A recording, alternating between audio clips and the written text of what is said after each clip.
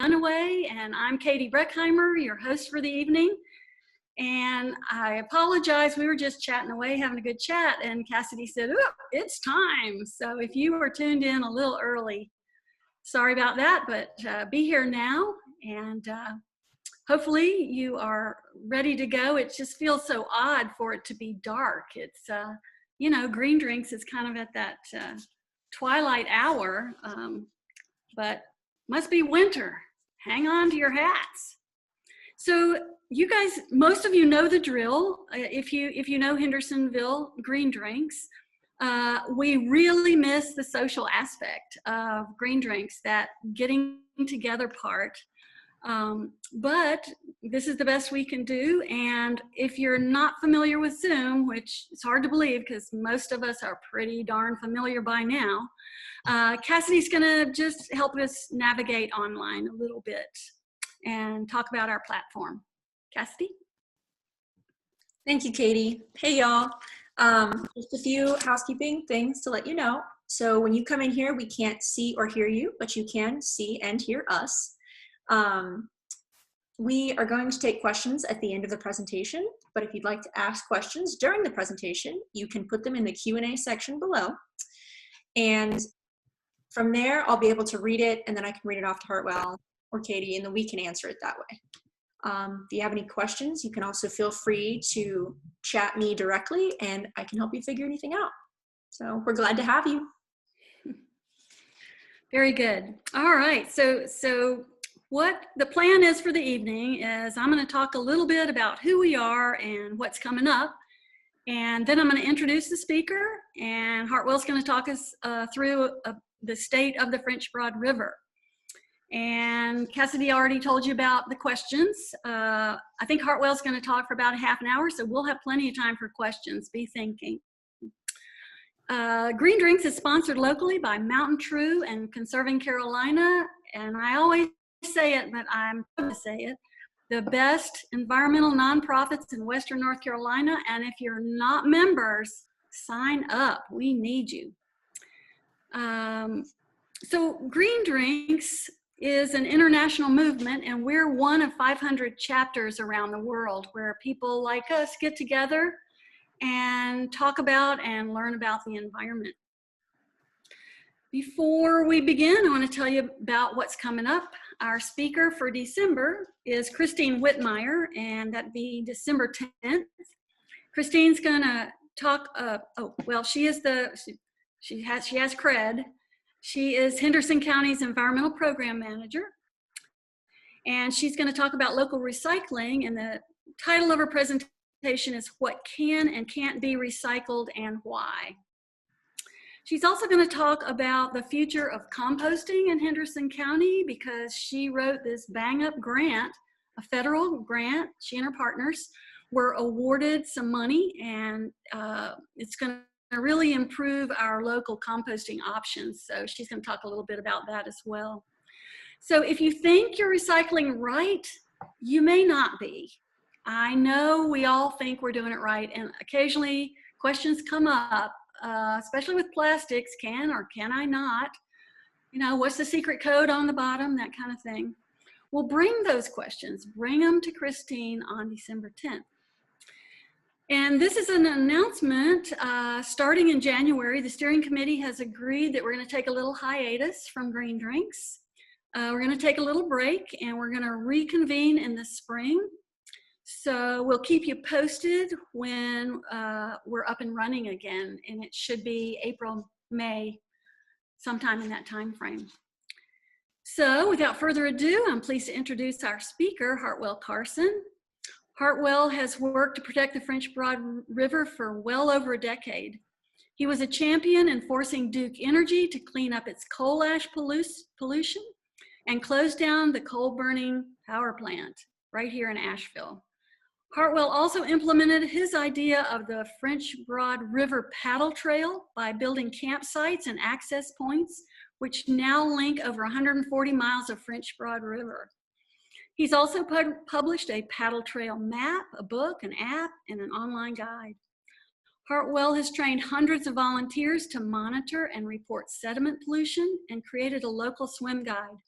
He's repaired over 10 miles of failing dirt roads along trout streams, initiated the cleanup of several polluting dairy farms, and implemented stream restoration projects. He's a spokesperson with local media with concerns over the French Broad River, and his advocacy work includes ensuring regulations are adequate and enforced to meet the Clean Water Act's goal of making all waters fishable and swimmable. Hartwell completed his undergraduate education at the University of Georgia, studying recreation and resource management. While a student there, he worked for the Outdoor Recreation Center as an environmental educator and guide. After working for the Forest Service in Colorado, Hartwell earned his Master's of Science degree from the University of Montana. And I know that was a long introduction, but I wanted you all to know all those good details. And I must say, he comes from good people because his parents, Jim and Beth Carson, live in my community of Saluda. So Hartwell, take it away. Thank you, Katie. Thanks everybody for coming. Zoom presentations are kind of weird, so hang in there. And my computer is not the best, so there's some chance that I might not be able to hear folks chime in, but I'll be able to answer questions when we're done via the chat. I'm also taking green drinks seriously and having a beer because that's how it's supposed to work. Back when it was in person, that was a key aspect of it. So I'm going to try and give you a little bit of the background of the French Broad. I mean, as best we can in a short period of time, kind of give you a history of what MountainTrue does, history of the French Broad, where we were, where we're going, and then try and dive into some of the water quality, the current water quality of the French Broad, particularly in Henderson County, and then look at our challenges going forward. So feel free to shoot questions. You probably have some, and without being able to see you, I don't know what I'm glazing over. So feel free to ask as many questions as you want. So Katie says you guys already know a lot about MountainTrue, so I'm gonna be brief. MountainTrue is great. We do a bunch of great stuff to protect the environment. Hopefully that's good enough for you. But in all seriousness, we have a huge team of people. When I started at MountainTrue, we weren't even called MountainTrue, and we had like 4 people that worked there. We now have over 20 people, and we have 4 riverkeeper programs, and we have a water program out west. We do a ton of work on our public lands, on transportation, on land use planning. We really have and can confidently say now we cover Western North Carolina on environmental issues, and that didn't used to be the case. So it is a great group, and like Katie said, we encourage you to join. The Riverkeeper model is an interesting model. It was started on the Hudson River by a group of fishermen prior to the Clean Water Act. This was in the the 60s and 70s. And this is a group of fishermen. These were not radical environmental hippies. These were like salt to the earth World War II veteran. And they got in a room one night because they were mad. They couldn't sell their fish at the fish market anymore. They got in a room and they started talking about what they could do to clean up the Hudson River. And one guy said we should float a mattress full of dynamite into the intake of the power plant, blow it up. And another guy said that we should jam the pipe of the Penn Central Rail Yard and flood them with their own waste. And finally, a third gentleman stood up and he said, we don't need to be talking about breaking the law. We need to be talking about enforcing the law. And so that was the model the Riverkeepers were established on, which was taking the environmental protections that exist, which said you couldn't grossly pollute our waterways, and being a watchdog and an advocate for those waterways to make sure they were cleaned up. And it was successful on the Hudson River and has taken off around the world with over 300 riverkeepers. Like I said, we have 4 just here in Western North Carolina, and I think 14 in North Carolina. So they were well covered with folks, being the watchdog and advocate for their waterways. I have found videos never work, so I'm going to skip that video. Know that you are going to be wildly inspired about what waterkeepers do. But skipping over that, the French Broad River, which we're here to talk a little bit more in detail about, used to be called the Longman by the Cherokee, and the tributaries were the chattering children that flowed off the mountains into the river that snaked through the valley. When the English settlers first arrived, they looked at the river. It was broad and it flowed north to what was French territory at the time, so it's got its name French Broad River. The Broad River, which is just to our east, used to be the English Broads. You had the French Broad and the English Broad, and the English Broad got dropped at some point to now just have the Broad. So to skip over, several thousand years of French Broad history and kind of bring us up to the, the 20s and the 50s, you had really a period where people had moved away from the river being this vital lifeline of our communities. And they started to treat the river as it was a dumping ground. It was a place to get rid of waste. And that led to a pretty significant pollution problem in the French Broad as well as in waterways across the country. The French Broad became what Wilma Dykeman, who wrote the book The French Broad, said was too thick to drink and too thin to plow. That gives you kind of an idea of where we were. And in 1957, the state of North Carolina commissioned a pollution survey, which was pretty forward thinking at the time period. In the late 50s, not a lot of people were interested in what pollution was in their waterway. And the interesting part of this survey is it showed that the river was basically dead of all life downstream of Brevard. Where the acoustic paper mill hit the French Broad, it basically killed everything that lived in the river for 20 miles downstream. And nobody was doing wastewater treatment for sewage except for the city of Brevard, and they were only doing enough to cut down on the smell that flowed through their communities. So the French Broad was in a bad shape, as well as waterways across the country. This has become kind of a famous picture and a catalyst for environmental change. This is the Cuyahoga River in Cleveland catching on fire. And it didn't catch on fire once, it caught on fire numerous times. And you don't have to be a scientist to know that rivers catching on fire means they're not clean. And this was the shape of rivers across the country. You had the French Broad, too thick to drink and too thin to plow. The Hudson River, the fish tasted like diesel. The Cuyahoga River was on fire. Lake Erie was considered biologically dead. And the public was justifiably angry. And back in the early 70s, you may not know this about Congress, but they used to pass laws. They would vote on things and they would pass laws and then they would be implemented. And so that's what they did in 1972. They listened to their constituents and they heard folks demanding for clean water, and they passed the landmark Clean Water Act in 1972. And it wasn't a symbolic act in name. It had some real teeth. It said it was going to eliminate pollutants discharged to surface waters by 1985, and that all waters would be fishable and swimmable by 1983. So clearly we have missed those goals, but we have come a very long way from the days where our rivers were catching on fire to now, where the French Broad supports a thriving recreation community and a great fishery, and is no longer said to be too thick to drink and too thin to plow. But we still do have a long way to go, just to preview some of the rest of my presentation. Those of you familiar with the French Broad have seen scenes like this. I mean, right now, the French Broad is chocolate brown, and that's from runoff from construction sites, runoff from agriculture, stream bank erosion. This is a common sight in our waterway. Sediment is a huge pollution source. Bad development is a huge problem too. This is a development where a landslide has happened. All of that is coming down into our waterways. We don't think about the French Broad watershed as being a heavy ag watershed, and it isn't compared to places like Eastern North Carolina. But there is still a large impact from agriculture that isn't done right. It's just like development. If you don't do it right, it has a big impact. This was a dairy farm that was discharging directly to the French Broad, just a huge pond of animal waste that they were pumping into the river. But that has a big impact on our waterway. And trash is something that we're all familiar with, and it's all too common in all our waterways, but it seems like the French Broad gets more than its fair share. This is Douglas Lake, kind of the end of the French Broad into Tennessee, and this is a cove where I think all of our North Carolina trash ends up. So we spend a lot of time dealing with trash, doing river cleanups, doing what we can.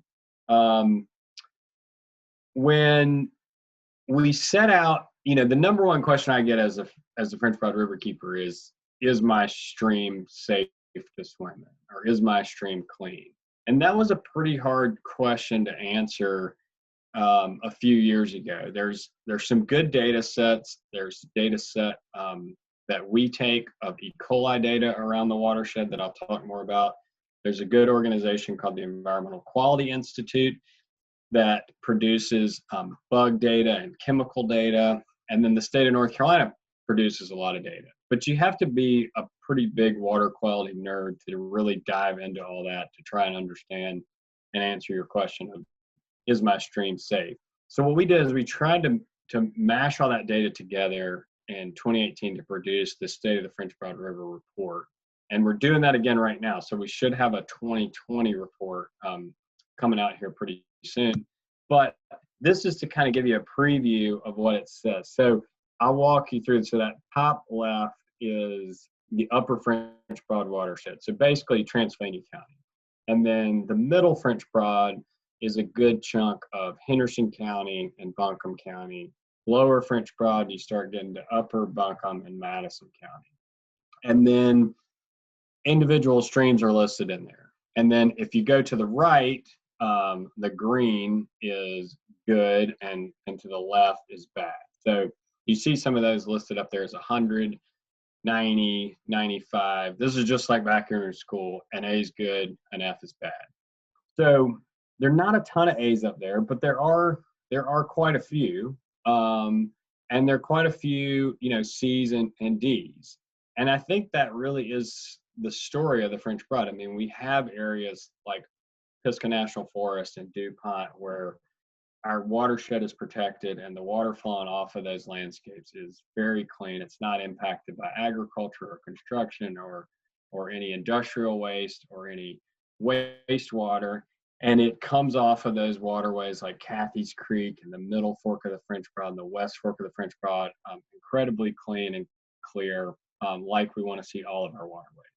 And then you have other streams like Smith Mill Creek, which drains a good chunk of Asheville, like Patton Avenue. You have Newfound Creek, Turkey Creek. You have Boylston Creek, some kind of heavy agriculture areas, and those become pretty heavily impacted with, scores like 70 and 60 and 62. And so there's a lot of diffuse sources of pollution that are adding up to a big problem. What the Clean Water Act was very effective at was regulating that pipe that comes out of the factory. I mean, that was the big challenge at the time. And they put limits on how much you could dump into our waterways, and folks had to ratchet down that pollution or face fines.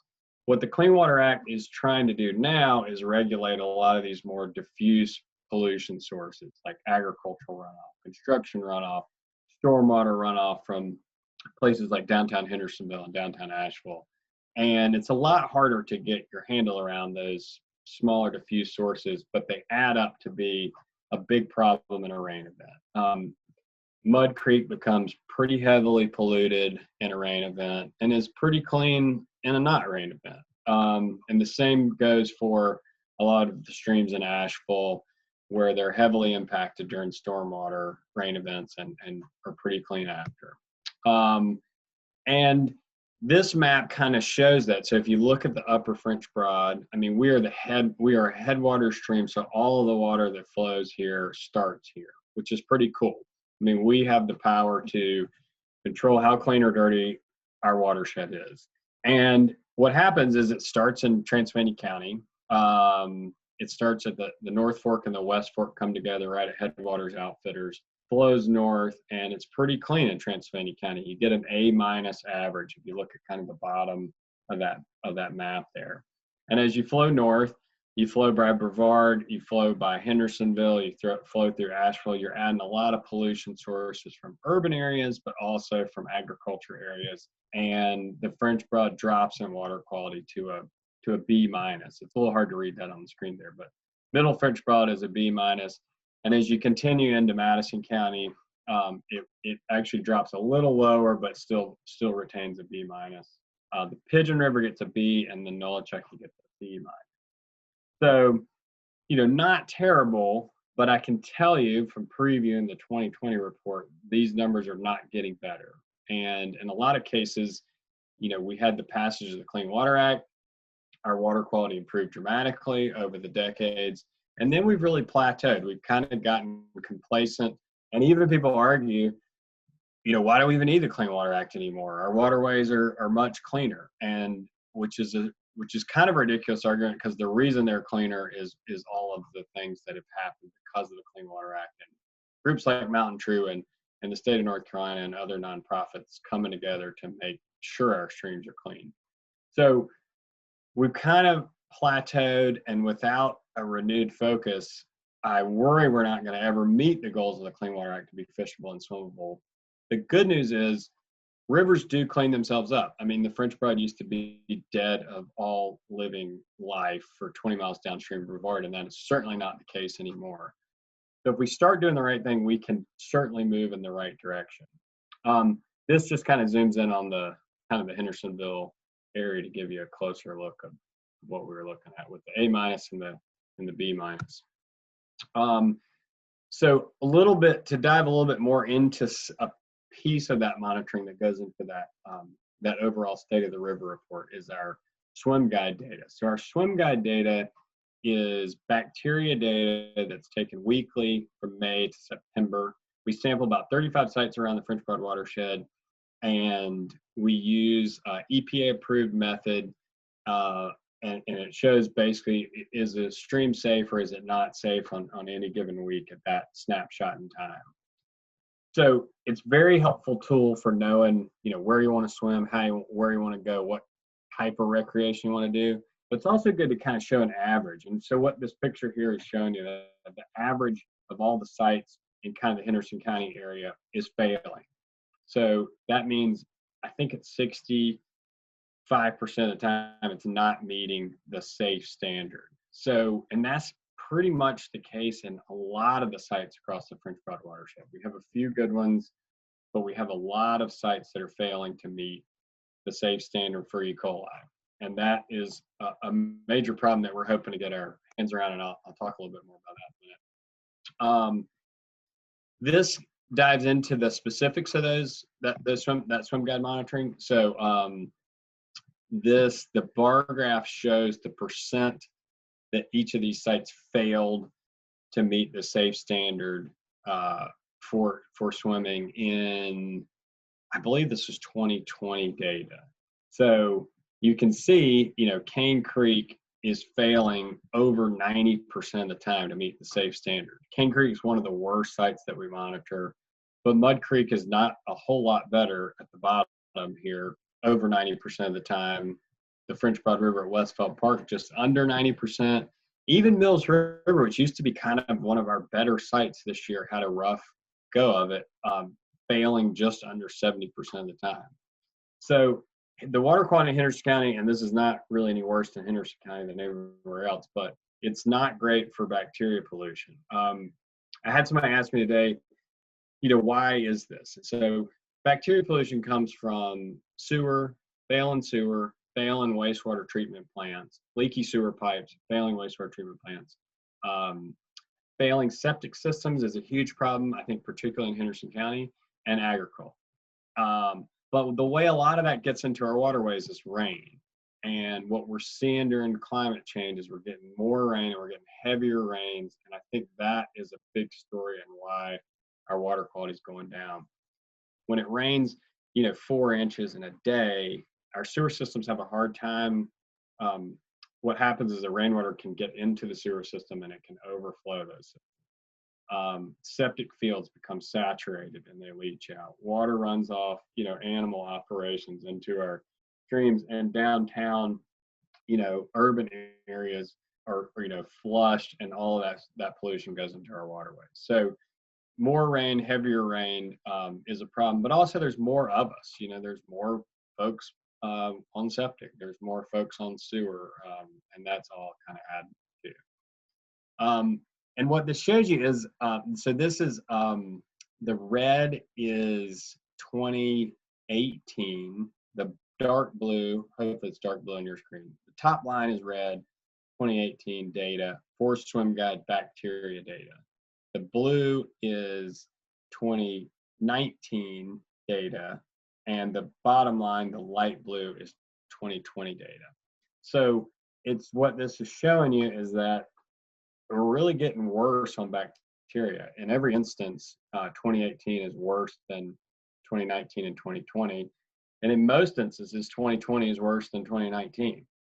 So we got a long way to go if we want to reverse this trend, and we got a really long way to go if we want to reverse the trend to get to the place where we're fishable and swimmable, and I can feel confident taking my young kid to swim in the French Broad River. However, I do take my kid to swim in the French Broad. I'm just careful about where I've been. So, and I can tell you more about that too. The general summary of the swim guide data is after rain events, when the river is muddy and chocolate milk like it is right now, it's not a great time to go swimming in the river. However, you know, you could still go canoeing in the river. I just wouldn't, you know, maybe gurgle the water in your mouth. It's probably never a good idea. But what this map is showing you, so I hinted that septic is a big problem. And what's interesting about Hendersonville is that septic plays a big role in those areas, like very close to in town, you know, basically in town areas. What these boxes are, these are highlighted septic areas where the majority of the people are on septic, and they're highlighted areas that are thought to be potential areas of concern for septic. Doesn't mean they are. And what these green dots are places that we're taking water samples to confirm or deny whether these are problem sites. And so what we want to do is we want to figure out, we know Mud Creek's polluted. We don't exactly know why, you know, in what ratio. Is it mostly human? Is it mostly animal? Is it mostly from septic, mostly from sewer? And so this is an effort to answer some of those questions, to figure out, is the biggest problem septic? I do think septic plays a fair role, and this data will help us show how much of a role it plays. If these problems pan out to if these potential problems pan out to be legit problems, then that will be a question of, you know, how do we deal with that? Do we connect them to sewer? Do we repair systems?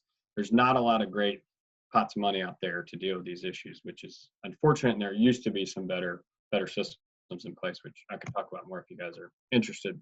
All right, so that's a whole lot about poop, which is my favorite subject to talk about. I have a young kid, so I deal with poop a lot at home, and then I deal with poop a lot at work. But this is dirt, which is also pretty exciting to talk about. Sediment's a fancy name for dirt. It's the #1 pollutant in the French Broad Watershed, and the #1 really pollutant across the country. And that's surprising to a lot of people that dirt is such a big deal, but dirt does all of these bad things. It, you know, smothers aquatic life. It fills in habitat. It clogs fish gills. When you see a stream bottom in Western North Carolina that is just completely kind of sand and dirt, that's not really what our streams are supposed to look like here. We're supposed to have more of a cobbly bottom where those bugs can live and where they can lay their eggs and breed, and then the fish eat the bugs, and then the system works and everybody's happy. But way too often, the river turns chocolate milk brown.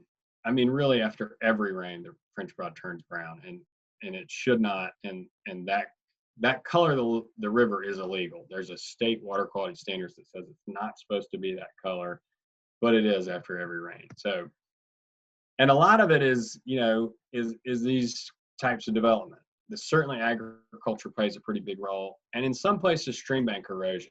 So areas where we may have cut the trees down, the water's flowing faster because it's running off of parking lots and roofs, and it can rip out stream banks. Agriculture, I think in Henderson County, plays a significant role. I mean, you see a lot of these fields, you know, they'll leave them plowed bare for a good bit of time, and we have some pictures of a lot of those during heavy rains running off into our streams. But construction plays a big role, and there's a big role for you guys to play in construction, which is why I kind of hit on them a little more. But this is a all too common sight after a rain event. And this is a picture of an agriculture operation that they had their entire field piped, contributing a huge amount of sediment. So the role that you guys can play, the way that sediment enforcement works, the law says you can't have mud run off your construction site or into a stream. That's illegal. But after every rain event, it pretty much happens on most construction sites. And that's really because it's not the biggest emphasis of developers, and it's not the biggest emphasis of regulators. And that's where you guys come in. We have an app and a program called the Muddy Water Watch, and we train folks when they see mud running down the street to take a picture, report it with the app, or report it to us if you don't want to use the app or it's not working right. And we all can be the eyes and ears for those thousands of construction sites that are out there that are failing on a routine basis, to get the folks there that are trained to bring those folks into compliance and make sure that the silt fence is up and the sediment basin's working, and all of those measures are in place to make sure our streams don't turn muddy after every rain event. So that's a pretty brief run of our work, and I can get into a lot of that in a lot more detail if you want to. But here's some of the next steps that we're looking at to make sure that we're continuing the march to having the French Broad River be fishable and swimmable. We're going to continue the testing that I talked about around these potential septic failures in order to identify which ones are failing and try and get those repaired. We're working on creating a real-time E. coli monitor. So right now, if you take an E. coli sample, you get the results back in 18 to 24 hours.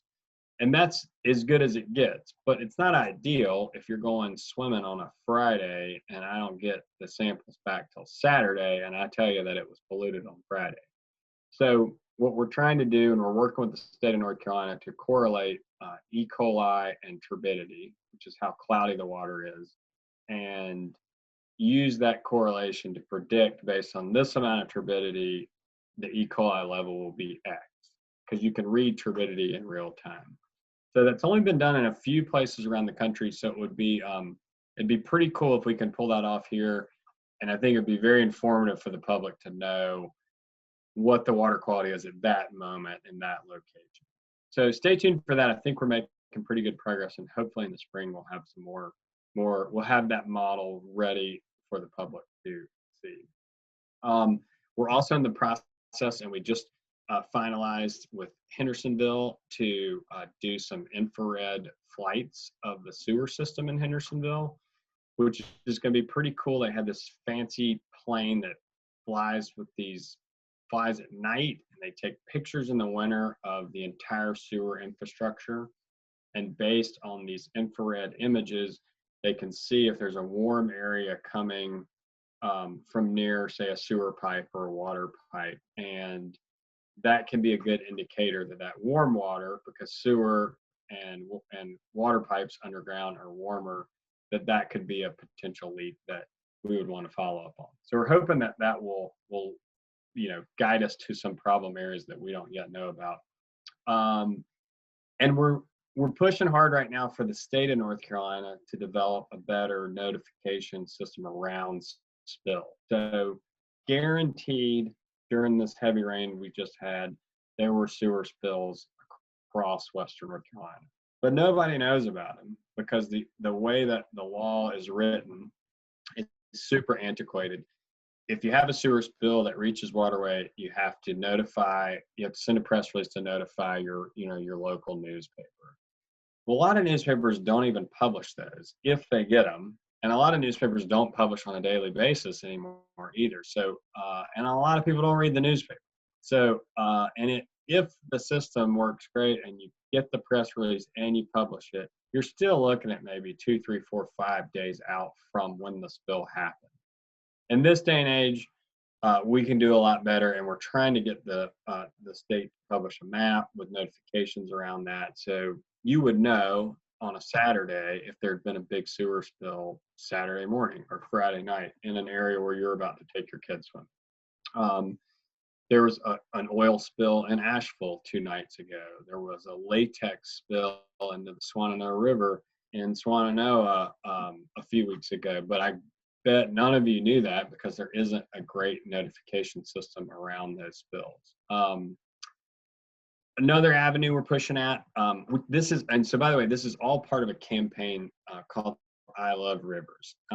We sat around and in a frustrated fashion about the state of the French Broad River, looking at the data that I just shared with you, and said, what can we do and what can we do better that will make a difference? And these are some of the initial steps we came up with.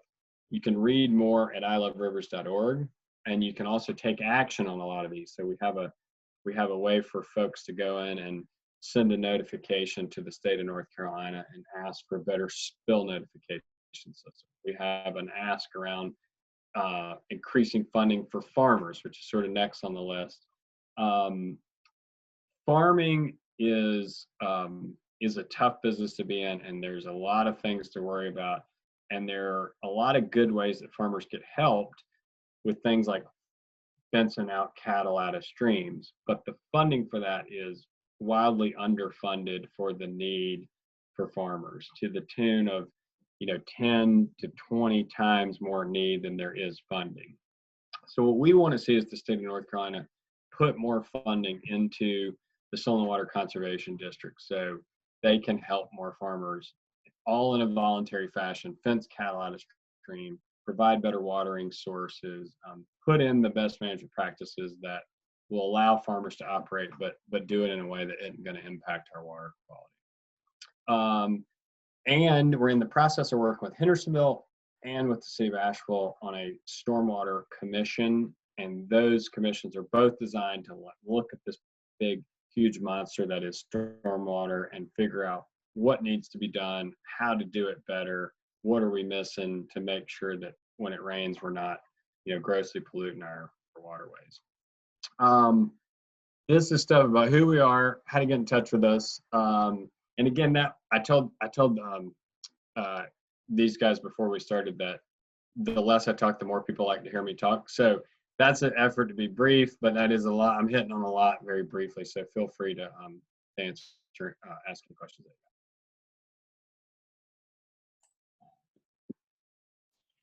So Cassidy's gonna talk us through the questions. Cassidy, what you got?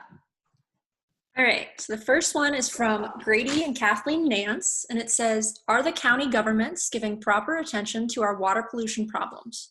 What about the city governments and state government? Okay, good question. I feel like Grady might know this better than me. So if I don't answer it properly, then Grady, type in there what I missed. I guess no is the easy answer. Like from my position, no, because look at the data. We're not clean, and the river isn't clean because of a lot of actions from state government and local government. Now, depends on what local governments and the state. DEQ, so that's our state enforcement agency, is doing a pretty good job with the limited cards they're dealt. They're understaffed, they're underfunded, but the Swanano Regional Office does a really good job responding to complaints, investigating problems, moving issues forward, partnering with folks like us and other groups. So I would say in the state of North Carolina, they're the best regional office with specifically on water issues. It's interesting, like the city of Hendersonville, reached out to us a few months ago and we're like, hey, we want to do a stormwater commission because, we want to make sure we're doing everything we can do and this is important. We went to the city of Asheville and said the same thing. We said, hey, we should do a stormwater ordinance. And they were like, this is impossible. We couldn't possibly have a group of folks sit around in a room and discuss, best ways to manage stormwater. And then you have, Trans-Pennine County and Madison County don't have stormwater rules at all. And that's because they're not required to by the EPA. And then you have at the state level, you have our elected officials, and certainly a lot more could be done legislatively. There hasn't been any good environmental rules or regulations passed in 10 years. And in fact, there's been the opposite direction. And the same thing at the federal level. So you had the Clean Water Rule, which was rewritten not favorably at all for protecting water quality. So it's a real mixed bag. A lot more needs to be done to move us in the right direction. Hopefully that answered your question in enough detail. But if not, chat puts more in the chat. So the next question comes from Danielle Bernstein, and it says, with all this monitoring, who is actually enforcing water quality in the area? Hartwell, do you have any enforcing power? Thanks. I thought for a long time about getting a little badge in my wallet, but I do not have any enforcement authority. But we do have the ear of the folks that do. And enforcement, unfortunately, is very complicated, which is partially why our jobs even exist. But probably the easiest way to put it is a lot of people, think the EPA does everything. Well, the EPA delegates all their authority in North Carolina to the state of North Carolina. So you're stuck with the Department of Environmental Quality. And like I was just saying, in Asheville, they do a really good job. So if you see an oil spill, if you see big environmental issues, those are the folks to call. Now locally, and this is why we created the Muddy Water Watch app, it gets pretty complicated. If there's erosion from a construction site and you're in Hendersonville, you call Hendersonville. If you're in Transylvania County, you call the state, because Transylvania County doesn't have a local program. In Asheville, you call Asheville. In Buncombe County, you call Buncombe County. So that gets complicated, but those are probably, if I were to boil it down in the simplest fashion, if you see an environmental issue, you can just call us, and then we can figure out. But the state and local governments do most of those enforcement issues. And, I think the state does a pretty good job. I've been pretty disappointed in some of the local programs. I looked at the data recently from 2019 to now. The only local program that has written a fine in Western North Carolina was Haywood County, and they'd only done it, I think, 4 times. So 0 fines in the city of Asheville, 0 fines in Buncombe County, 0 fines in Henderson County for erosion. And if you've ever driven around in a rainstorm, there's a lot of mud running off construction sites. So, and you now know mud is our biggest pollution source. So that could be done a lot better. And a lot more could be invested in sewer infrastructure and a lot of the issues that are impacting our waterways. So my little dude just got home, and he really wants to hang out with me. So you might hear him screaming for a minute. All right. Any more questions? So I don't see any more questions. Oh, it says, FYI, I've downloaded the Muddy Water app already. Thanks. Let me know if you have problems with it. It has been a little glitchy lately, and we're trying to get that fixed. So let me know if you're running into issues. I had a question. So between Hendersonville and Asheville, we've all seen it. I-26 runs along our river, and I'm always looking at the precautions that big project, that road widening project is putting up. We all see it. It's very obvious. You think they're doing a good job? Could they do better? They could definitely do better. And I have seen some problems with it, not as widespread as it could be. In general, I think DOT does a pretty good job, but it's a big project and there's an awful lot of mud. I think they try hard in most instances, but yesterday we were actually out paddling by and we saw some issues and drove by and saw some issues. And one cool thing, I'm not sure, who made this happen, if this was the state or USGS or Fish and Wildlife, but their monitors put in place up and downstream of these projects, and you can go to USGS's website and you can see the data during a rainstorm, real-time data, how it's impacting, our streams and if it's better upstream or downstream. So you can get an idea from those gauges, but it's a real hard site to monitor because you can't just pull over on the side of the interstate. But they definitely could do better, but I've seen a lot worse. And do you have a contact at DOT? I mean, you should have a hotline. Yeah, that's true. There is a person at DOT that they monitor their own projects, which is kind of interesting, but they're, like if City of Asheville monitors projects in the City of Asheville, but DOT monitors their own projects. So you contact them, but they're still overseen by the state of North Carolina. So if you see issues. Okay, thanks. So we do have another question. And this is from David. David says, a friend suspects an upstream neighbor of straight piping their sewage into the creek. Should they contact DEQ or DHHS? What else? I would say both. DEQ, if there's poop going in a stream, they have the authority to enforce on that. The health departments, however, are the folks. They're really the first line. I mean, it's the health department's job first. DEQ is kind of the backstop.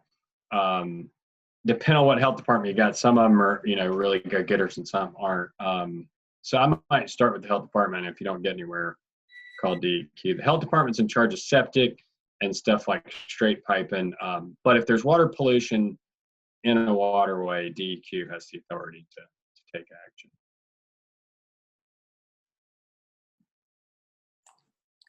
Awesome. Well, we have a statement from John Williams in the chat that says, thank you for your work, Hartwell. I'm going to start bugging our elected officials about river water quality legislation. Cool. One thing I should have put that's a part of our I Love Rivers campaign is we want to start pushing better stormwater, which I talked about. But we also are looking at trying to do something around plastic pollution. We'd really like to see, and that's an area where local governments can have a big impact.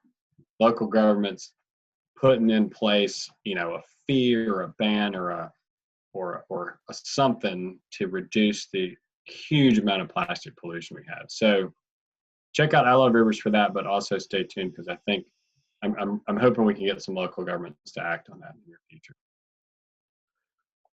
And there are a couple of local efforts. The Plastic Reduction Task Force is alive and well, especially in Asheville, but here in Henderson County, we have a new one that's working as part of our recycling team down here. So it's, I hate plastic.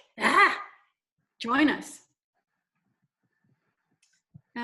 Anything else in the chat room? I'm not seeing it, but I see there's a couple of things. I don't see anything in the chat or the Q&A. All right, well, if you'll allow me. So we're talking E. coli and bacteria, but chemical testing is also a part of what you guys do. And you have a certain number of chemicals that you test for. Is that the State of the River report? Do you combine the E. coli and the chemical analysis? Yeah, good question. So we do combine the chemical analysis, the bug analysis, the state data, which is a variety of data, and then the bacteria data. And that goes in, and that creates those numbers that you saw. And then the swim guide stuff that I was talking about, I just sort of highlighted that as a subgroup of that report. So the swim guide data could show a different story because it's just looking at E. coli than the bigger picture, because it's looking at chemicals and bugs and the whole big picture. And do you want to just mention the Army of Volunteers that help you, the VWIN program and the SMIE work that you do? Yeah, we rely heavily on volunteer help. So if you're interested, let me know. We have volunteers that help collect our chemical sampling, our bug sampling. So this is catching bugs, identifying them, and the bugs tell us, depending on the quantity and diversity, they tell us if the stream is healthy or not. And then we do our bacteria sampling, and then we're also starting to do some plastic monitoring. So there's a lot of ways we get involved, and we do also do a bunch of river cleanup stuff too. So all of that is driven heavily by volunteer help. So without volunteers, we would not be able to make that happen. So if you want to volunteer, let us know. There's less going on in the winter, but there's still stuff going on, and then really ramps up more in the spring and summer. Okay, and will you talk to me a little bit about farmers? I love that the Green River Valley as you go up Green River Road and up toward DuPont that way in our county, and it's a beautiful river valley and very fertile soil, and the water coming down off of that mountain is pretty clean when it comes, but once it gets into the agriculture, so farmers are free to take water out for irrigation. It's free to them. The water that goes back into the river after they use it carries with it some of the chemicals that aren't uptaken by the plants. It always seems so wrong to me that they're not required to put it back as clean as they found it. Is that just what we have to do to have food on our table? No, it's just a function of, well, two things. I mean, some farmers don't need to have rules in place to do a great job, and a lot of them do. And they do put it back in as clean as it came out. But a lot don't, because there's really no regulation around farming. And in my opinion, that's just a function of that no politician wants to mess with farmers. Do you want to be the guy that put a bunch of rules in place and made farmers jump through a bunch of regulatory hurdles? And the answer is no. When the Clean Water Act was written, farmers were exempt. That doesn't mean they can pollute our waterways, but there's no rules and regulations surrounding, like a construction site. If you were to build a house, you got to go get a permit, you got to get a grading permit, you got to meet these rules and regulations, and you got to be inspected. That doesn't exist in farming. Farming, you can kind of do whatever you want until it gets to the point where you've, kind of grossly polluted a stream. The state can then step in and say, hey, you've polluted the stream. But even then, I mean, the state's not that interested in cracking down on farmers either. So it is a huge loophole that I think a lot of folks recognize more needs to be done around. And I think the very first step is providing funding through the soil and water districts. I mean, that's all voluntary. It's only folks that want to work with them. But there are a lot of farmers that do want to work with the soil and water districts, and there just isn't enough money. So I think that's the first step. I do think that there should be, buffer rules on all our streams. 30 or 50 feet is what the science shows we need. That would be another great start to requiring that. So a farmer or a developer can't clear to the edge of a stream, because then when the rain comes and you have your chemicals or your mud, there's nothing to stop that from flowing right into the stream. But if you have a 50-foot vegetative buffer, most of that's going to get caught up in that buffer before it gets to our stream. So that would be, if you were to ask me, like, what's the one rule or one thing we could do to make our streams better, and it would be buffers. Right. So in your presentation, you had, we want to get more money to farmers for doing a better job. And I totally agree that they're not all created equal. But big farming, row after row of plastic with underground piping, it just boggles the mind. So I don't have the answer, but I know that through Conserving Carolina, the local land trust, we've gotten monies for concrete pads for farmers to mix their chemicals on, which helps a lot for cleanup. But the money that you're talking about, get more money to farmers, is to keep the cows out of the creek, more pads. What else are we going to spend that money on to help farmers do their work cleaner? Yeah, I mean, I think, that if you were like to pronounce me dictator of North Carolina, I would require buffers, and all livestock have to be fenced. Right now, you don't have to fence your livestock. We just hope that you will, and this funding encourages it. But yeah, I guess to maybe answer your question more directly, the big, I think fencing is the big one. Alternative water sources, so cows don't need to go to a stream. So once you fence them, you got to provide a place for them to drink water. I think some of your, stream crossings, because there are instances where they got to get from one field to the other. So you can provide a hardened crossing so they're not creating a huge erosion problem. Pads for like you mentioned, mixing chemicals. Shed.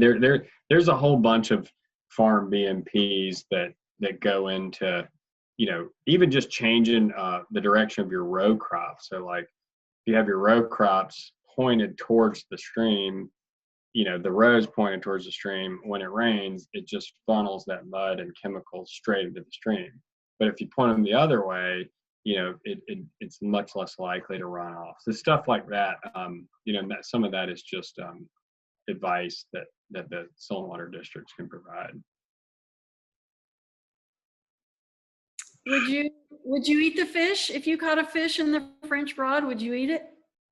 Well, there is a statewide mercury consumption advisory on fish everywhere in North Carolina, and that's kind of sad. That's mostly from coal deposition from North Carolina, but also from the Tennessee Valley coming over. So yes, but with the caveat of only a small amount, and not for pregnant women and not for kids, which I think is the fish consumption advisory. There are some other fish advisories, and I need to check where this is. MountainTrue is working at a point to put together a better resource about fishing and fish advisories.